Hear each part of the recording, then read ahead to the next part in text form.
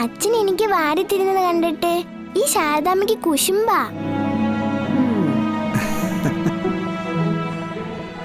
പിന്നെ ചെറുപ്പത്തിൽ എൻ്റെ അച്ഛനും എനിക്ക് ഒരുപാട് വാരി തന്നിട്ടൊക്കെ ഉണ്ട്. പിന്നെന്തിനാ ഞാൻ നിന്നോട് കുശുമ്പ് കാണിക്കുന്നത്? എന്നാലും എന്റെ അച്ഛനെ പോലെ ഇത്രയും പാവമൊന്നും ആയിരിക്കൂല ശാരദാമ്മയുടെ അച്ഛൻ. പാവാണെന്നേ ആര് പറഞ്ഞു? കള്ളനാ, നല്ല പേരും കള്ളൻ. എനിക്കല്ലേ അറിയൂ. ഓ പിന്നെ അവരെന്തേലും പറഞ്ഞോട്ടെ അച്ഛാ. അച്ഛൻ നാളെയും വരണം. നമുക്ക് എന്നും ഇവിടെ ഒന്നിച്ചിരുന്ന് ഭക്ഷണം കഴിക്കാം.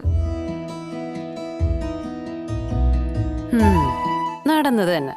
ഇന്ന് തന്നെ പിടിച്ച പിടിയാലെ ഇരുത്തിയിട്ട് ഇങ്ങനെ ഇരുന്ന് കഴിക്കുന്നത് തന്നെ. എന്റെ പൊന്നു മോളെ, അവിടെ ചോറും കൊണ്ട് ഒരാളിപ്പോ കാത്തിരിക്കുന്നുണ്ടാവും. സത്യാമ്മ. കഴിച്ചില്ലെങ്കിൽ വിവരം അറിയും അല്ലേ വിഷ്ണുട്ടാ? ആണോ അച്ഛാ? കുഴപ്പമില്ല, അച്ഛനെ ചെല്ലേണ്ട സമയം ആവുന്നേ ഉള്ളൂ. ഒരു ചപ്പാത്തിയുടെ എടുക്കട്ടെ? ഏയ് വിശക്കണില്ല, അതുകൊണ്ടാ. മോള് കഴിക്കേ.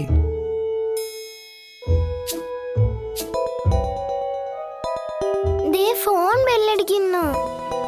മോൾ അവിടെ ഇരിക്കേ, ഞാൻ എടുത്തോണ്ട് വരാം. അവിടെ ഇരുന്ന് കഴിക്കേ. വേണ്ട, ഞാൻ എടുത്തോളാം. പപ്പിയായിരിക്കും. മോളെ ഇടി കുഞ്ഞേ, പറയുന്ന കേക്ക്.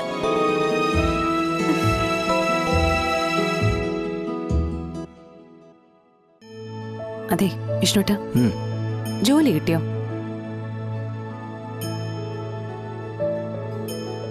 അതെങ്ങനെ താനറിഞ്ഞേ? അതൊക്കെ അറിഞ്ഞു. വിഷ്ണുവേട്ടൻ എവിടെയൊക്കെ ഇന്റർവ്യൂവിന് പോയാലും അതൊക്കെ കൃത്യമായിട്ട് അറിയിക്കാനേ എനിക്കവിടെ ആളുണ്ട്. ഞാനേ കളക്ടർ.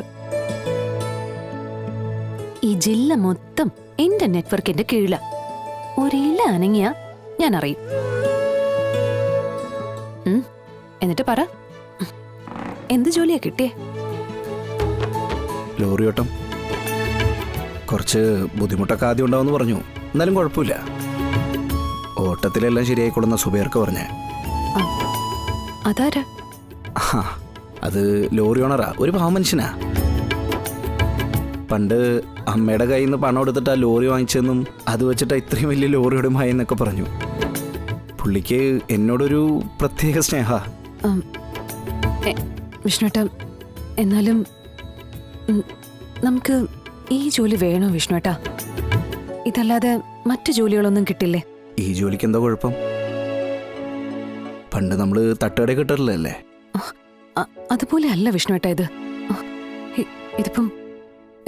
ഇതിപ്പം കാട്ടിലൊക്കെ തടിയെടുക്കാൻ പോവേണ്ടി വന്നാലോ? പോണം.